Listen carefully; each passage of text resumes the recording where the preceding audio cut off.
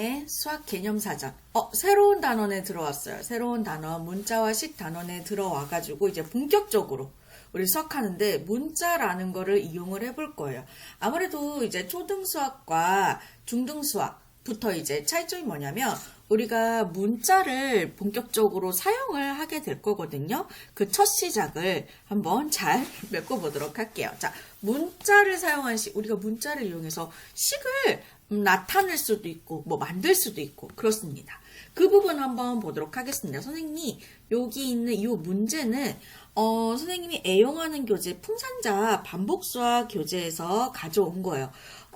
기초를 잘 설명한 책이고 잘 따라가면 기초를 잘 쌓을 수 있는 책이거든요. 뭐 홍보를 안내받은 것도 아니고 선생님이 실제로 잘 사용하고 있는 책이고요. 혹시나 조금 난 기초적인 교재가 필요해. 기초 문제를 좀 연습을 해야 되겠어. 연산 문제를 연습을 해야 되겠어. 어떤 교재가 좋지? 고민하는 분들이 계시면 풍산자 반복수학도 한번 봐주세요.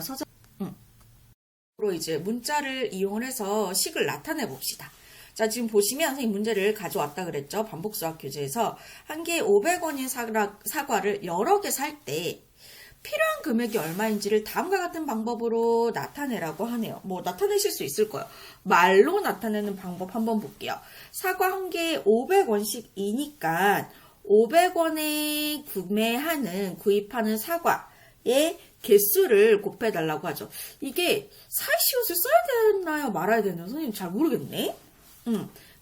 사과의 개수를 곱해주시면 필요한 금액은 사과 한 개의 가격에다가 사과의 개수, 사과 한 개의 가격에다가 내가 사는 사과의 개수를 곱해주시면 필요한 금액이 나온다는 거를 알 수가 있어요. 평소 이런 식으로 우리 뭐 계산하시잖아요. 뭐 물건 살 때. 그죠?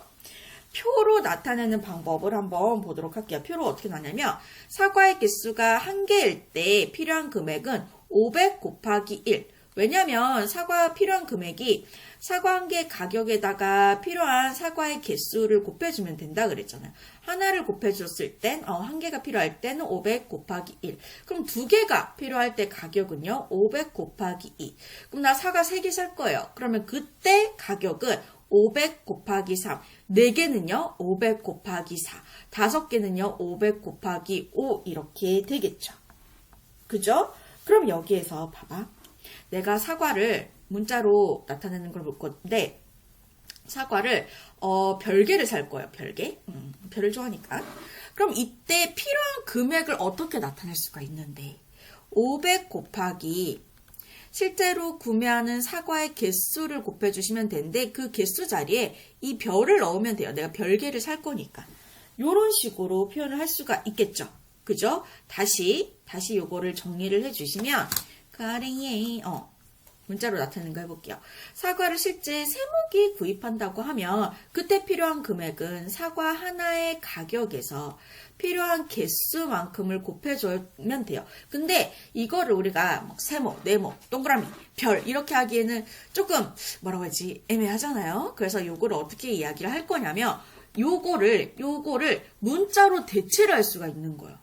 그러니까 우리가 지금 배우는 수학이 사실 서양에서 온 학문이잖아요. 그 문자가 한글은 아닐 거고 서양에서 온 학문이니까 알파벳을 주로 쓸 겁니다. 그 알파벳 뭐 A, B, C, D 아무거나 넣어도 되는데 선생님은 X개라고 할게요. 이 세모 대신에 X를 한번 넣어보도록 하겠습니다. 그러면 필요한 금액을 다시 X개 필요한 금액을 다시 어떻게 정리할 수 있냐면 내가 사과 한 개에 500원 하는 사과를 X개 샀을 때의 가격은 500 곱하기 X라고 표현이 가능한 거죠. 이해되시겠어요? 이렇게 우리가 문자를 이용해서 식으로 나타낼 수가 있다는 거예요. 이해되시겠죠? 요거 조금만 더 연습을 해보도록 할게요. 요거 잘해야지 여러분들이 좀 힘들어하는 거.